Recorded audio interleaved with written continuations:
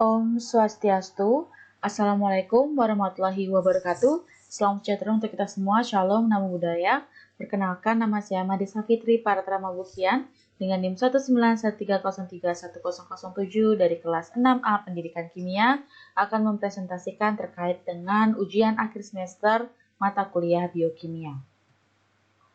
Pertanyaan yang pertama adalah diberikan sebuah tabel kecepatan dan juga konsentrasi S. Pertanyaannya adalah apakah mekanisme enzim mengikuti mekanisme kinetika Michaelis-Menten dan estimasi nilai Km dan kecepatan maksimum.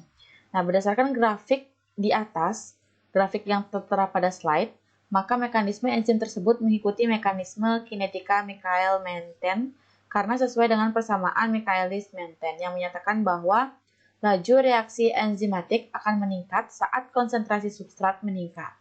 Nah, dan peningkatan kompleks enzim substrat yang tidak mengikat akan menurunkan laju reaksi. Nah, itu dapat dilihat dari grafik bahwa laju reaksi akan meningkat seiring dengan peningkatan konsentrasi substratnya juga. Kemudian nilai Km dan Vmax. Nah, dari persamaan tersebut, didapatkan suatu persamaan yaitu Y sama dengan 25733X dikurang 180,72.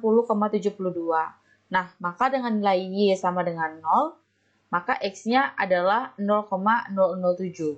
Nah, dengan demikian untuk harga Km-nya adalah 1/0,007, yaitu 142,85 molar. Nah, seper Vmax sama dengan 180,72, maka kecepatan maksimumnya adalah 0,005 mmol per menit. Nah, kemudian yang kedua adalah jenis asam amino yang mungkin terdapat dalam sampel A dan beri alasan. Jadi sampel A telah diuji dan sekarang ditentukan adalah asam amino yang mungkin terdapat dalam sampel tersebut. Di mana dalam uji Milon dia perubahan warnanya menjadi merah, santo protein perubahan warnanya menjadi kuning, dan seterusnya. Nah, uji santo protein adalah suatu uji kualitatif pada protein yang digunakan dalam menunjukkan keberadaan gugus fenil. Nah, hasil positif ditunjukkan dengan adanya gumpalan atau cincin kuning. Nah, pada uji ini digunakan larutan asam nitrat yang fungsinya untuk memecah protein menjadi gugus benzen. Nah, asam amino yang menunjukkan hasil positif adalah tirosin, fenilalanin, dan triptofan. Nah, uji nitropusida menunjukkan hasil negatif atau tidak berwarna. Nah, menandakan tidak adanya gugus tiol seperti asam sistein. Nah, selanjutnya soal yang ketiga adalah apabila suatu sampel asam amino tunggal ditambahkan dengan preaksi ninhidrin, selanjutnya dipanaskan maka akan terbentuk kompleks berwarna. Asam amino dapat ditentukan secara kuantitatif dengan preaksi tersebut. Jelaskan mengapa preaksi ninhidrin ini dapat menentukan asam amino secara kuantitatif dan jelaskan keseluruhan reaksi yang terjadi antara asam amino dengan ninhidrin. Nah, berikut adalah reaksinya. Nah, uji ninhidrin digunakan untuk menunjukkan adanya asam amino dalam suatu zat uji. Larutan ninhidrin digunakan dalam mendeteksi semua jenis asam amino. Ninhidrin akan bereaksi dengan alfa asam amino dan asam amino bebas. Asam alfa amino jika bereaksi dengan ninhidrin akan memutus senyawa aldehid, CO2, NH3, dan juga hidrin tantin. Yang keempat, tuliskan tujuan percobaan transaminase dan tuliskan persamaan reaksi transaminase pirufat dan apa arti kalau transaminase tinggi dalam darah manusia. Nah, berikut adalah reaksinya telah tertera pada slide. Nah, reaksi transaminase bertujuan untuk mempertahankan grup asam amino selama pemecahan asam amino dengan memindahkan grup asam amino dari asam amino ke asam keton. Nah, transaminase dapat ditentukan di beberapa jaringan, yaitu jaringan di hati, jantung, ginjal, dan juga otot. Bila terjadi kerusakan jaringan seperti nekrosis hati, maka jumlah enzim aminotransferase di plasma atau serum akan meningkat. Yang kelima adalah jelaskan cara untuk menentukan kemurnian DNA hasil percobaan. Mengapa pada isolasi DNA darah, sel darah merah harus dilisiskan? Nah, metode pemurnian DNA yang terdapat pada sel bakteri dapat dilakukan dengan menggunakan beberapa penanganan. Nah, secara khusus, ion klorat dapat memisahkan protein dari DNA, kemudian isoamil kloroform digunakan untuk denaturasi dan koagulasi protein lebih jauh dengan sentrifugasi. Kemudian DNA akan diubah secara selektif selama penambahan etanol yang membuatnya menggulung serat panjang DNA dari makromolekul yang lain. misalnya RNA dan protein yang terkoagulasi. Nah, agar sel darah putih yang mengandung inti sel dapat diisolasi dari sel darah merah. Yang keenam, jelaskan dan sebutkan langkah-langkah yang dilakukan untuk membuat larutan H2SO4 0,5 molar dari larutan stok H2SO4 98% dengan massa jenis MR sama dengan S32 dengan massa jenis 98. Kemudian larutan NaOH 2 molar dari kristal NaOH dengan mRNA23O16 sama dengan 1.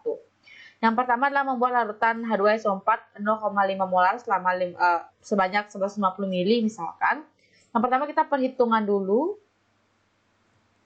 hingga mendapatkan volume yang harus kita pakai dari H2SO4 98%. Didapatkan hasil 4,1 ml. Nah, kemudian H2SO4 98% diukur sebanyak 4,1 ml dengan menggunakan gelas ukur dan bantuan pipet tetes. Kemudian sedikit Aquades dimasukkan ke dalam labu ukur lalu dimasukkan asam sulfat 98%. Nah, kemudian ditambahkan Aquades sampai tanda batas dan kocok sampai homogen. Nah, jika masih terdapat sisa asam sulfat 98% dalam gelas, itu dapat diletakkan di ruang asam dan diberi label. Kemudian ada pembuatan larutan NaOH 2 molar dari NaOH solid untuk kristalnya sebanyak 150 ml.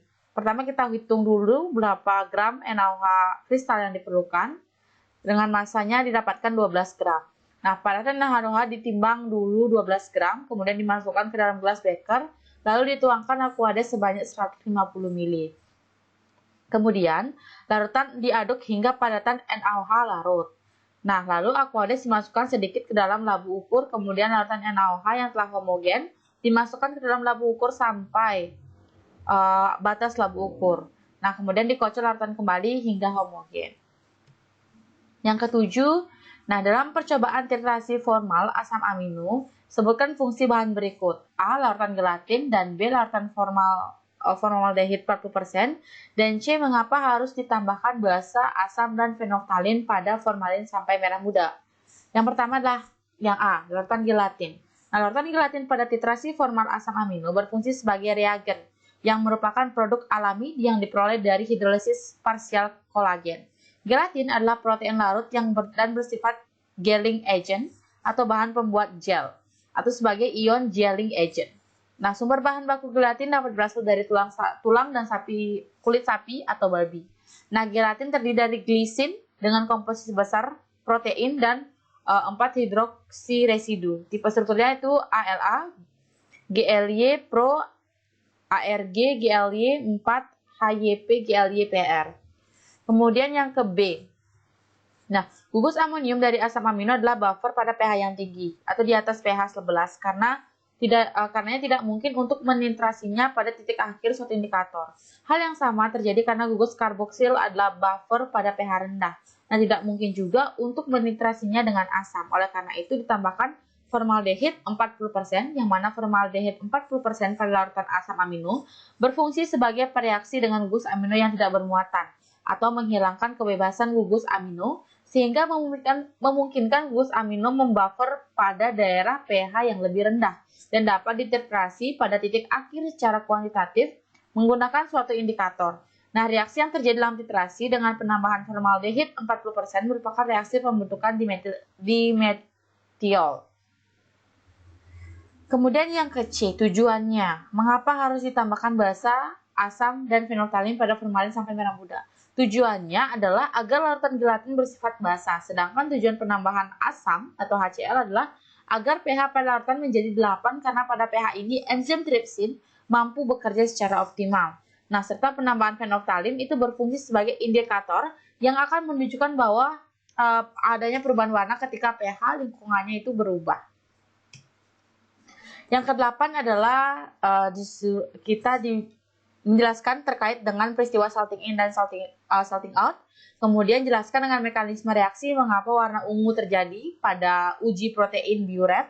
Kemudian yang ke C, isolasi DNA dan RNA apakah dapat dilakukan bersama-sama. Yang kemudian yang ke D adalah vitamin C terkandung dalam buah. Jelaskan kandungan vitamin yang paling banyak ada pada buah matang atau buah masak. Kemudian yang terakhir adalah jelaskan langkah-langkah kerja praktikum glikolisis pada sel ragi. Yang pertama salting in. yang merupakan suatu peristiwa adanya zat terlarut tertentu yang menyebabkan kelarutan zat utama dalam pelarut lebih besar. Contohnya yaitu riboflavin tidak larut dalam air namun larut dalam larutan yang mengandung nikotinamida. Salting out merupakan peristiwa adanya zat terlarut tertentu yang memiliki kelarutan lebih besar dibandingkan zat utama, yang mana itu akan menyebabkan penurunan kelarutan zat utama atau terbentuknya endapan karena adanya reaksi kimia. Contohnya yaitu kelarutan minyak atsiri dalam air, itu akan turun bila ke dalam air tersebut ditambahkan larutan jenuh natrium klorida. Kemudian yang ke B. Reagen biuret itu akan bereaksi dengan ikatan peptida protein pada sampel. Adanya protein sampel ditunjukkan perubahan sampel menjadi warna biru atau ungu.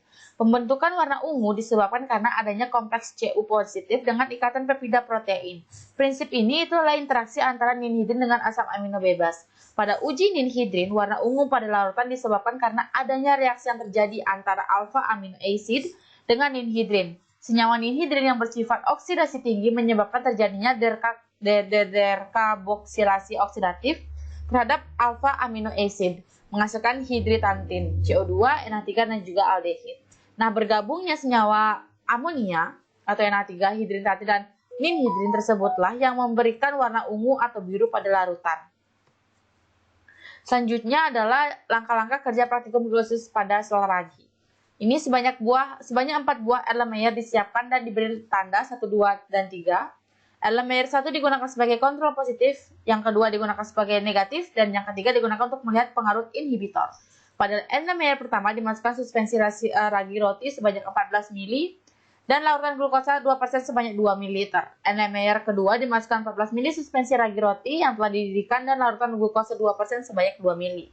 Ya, kemudian Erlenmeyer ketiga dimasukkan suspensi ragi roti sebanyak 13,5 ml, larutan fluorida 0,5 ml, dan 2 ml larutan glukosa 2%. Nah, Erlenmeyer telah diisikan campuran dibolak-balikan sebanyak 3 kali dan didiamkan selama 15 menit dalam suhu kamar. Campuran telah didiamkan selama 15 menit, kemudian diukur kadar glukosa dan kadar etanol yang terkandung dalam campuran tersebut. Nah, penetapan kadar etanol, cawan penguap, crucible, dan cawan Petri dirangkaikan hingga menyerupai alat piring Conway. Rangkaian alat dibuat sebanyak 5 buah. Pada rangkaian pertama, itu dimasukkan 3 ml larutan asam dikromat, kemudian dengan cepat ke dalam cawan penguap yang berada di luar crucible itu dimasukkan 0,5 ml larutan standar dan 1 ml larutan Na2CO3 sebanyak 20%. Selanjutnya ditutup segera, kemudian dikeram pada suhu 900 derajat Celcius selama 20 menit. Kemudian larutan dikromat diambil dan dimasukkan ke dalam labu 25 ml. Crucible dibilas dengan aquades dan hasil bilasan tersebut dimasukkan ke dalam tabung dan diencerkan hingga 25 ml. Sama halnya dengan rangkaian 1, pada rangkaian 2, 3, dan 4 juga dimasukkan larutan asam dikromat sebanyak 3 ml. Kemudian dengan cepat ke dalam cawan penguap yang berada di luar crucible dimasukkan 0,5 ml larutan uji dan 1 ml larutan Na2CO3 20%. Selanjutnya ditutup segera, kemudian dikeram pada suhu 900 derajat Celcius selama 20 menit. Larutan dikromat diambil dan dimasukkan ke dalam labu 25 ml. Crucible dibilas dengan aquades dan hasil bilasan tersebut dimasukkan ke dalam labu dan diencerkan hingga 25 ml. Larutan asam dikromat dimasukkan ke dalam labu 25 ml, kemudian diencerkan untuk dijadikan sebagai larutan blanko.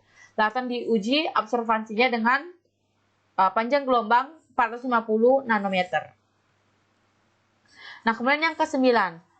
Asam amino mempunyai kurva titrasi yang khas, seperti ditunjukkan pada gambar yang telah tertera pada soal. Kurva titrasi menunjukkan adanya 2 keadaan yang berbeda. Nah, yang ke A, jelaskan makna gambar tersebut. Kemudian yang B, apa hubungan titrasi formal asam amino dengan gambar tersebut.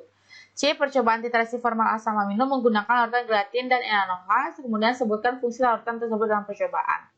Nah, dari kurva titrasi asam amino tersebut pada pH yang sangat rendah, maka sebagian besar asam amino akan terprotonasi dalam bentuk NH3, CHR, COOH atau donor proton, sehingga molekulnya bermuatan positif 1.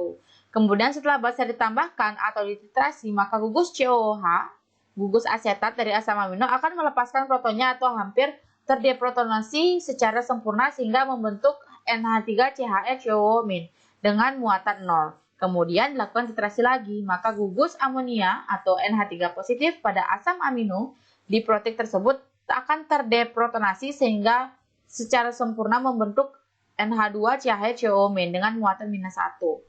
Nah, gugus yang pertama kali akan terdeproteinasi adalah gugus yang memiliki kekuatan asam yang lebih kuat.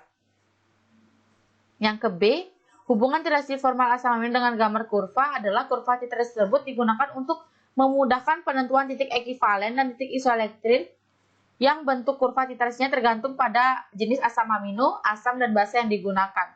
Selain itu, kurva titrasi tersebut digunakan untuk mengevaluasi metode titrasi secara cepat. Yang ke C, larutan gelatin pada titrasi formal asam amino itu berfungsi sebagai reagen, yang merupakan produk alami yang diperoleh dari hidrolisis parsial kolagen. Sedangkan larutan NaOH berfungsi untuk membasahkan larutan gelatin. Kemudian yang ke-10 adalah yang A, fase diam. Fase diam merupakan suatu lapisan cairan pelarut yang teradsorpsi pada permukaan kertas. Sedangkan fase gerak merupakan bagian pelarut atau eluen yang berfungsi menggerakkan komponen pada fase diam. Yang B, kertas digunakan dalam kromatografi. Kertas tidak boleh disentuh oleh jari karena dapat mempengaruhi kebersihan kertas yang digunakan dan hasil analisis yang dilakukan dalam percobaan kromatografi kertas yang dapat mempengaruhi nilai RF atau retrodation factor. Yang ke-C adalah ruang kromatografi juga harus jenuh. Itu bertujuan untuk menghentikan penguapan pelarut yang digunakan. Keterangan standar dan sampel tidak boleh terendam oleh eluen disebabkan karena akan terlarut dalam pelarut dan merusak hasil penotolan sehingga tidak dapat diidentifikasi lagi. Dan yang terakhir yang D, standar asam amino sangat mutlak diperlukan agar dapat mempermudah dalam mengidentifikasi senyawa asam amino yang terdapat dalam sampel. Sekian presentasi dari saya. Mohon maaf apabila salah kata. Saya akhiri dengan kalimat Santi. Om Santi, Santi, Santi Om. Wassalamualaikum warahmatullahi wabarakatuh. Salam sejahtera untuk kita semua. Shalom, namo buddhaya. Terima kasih.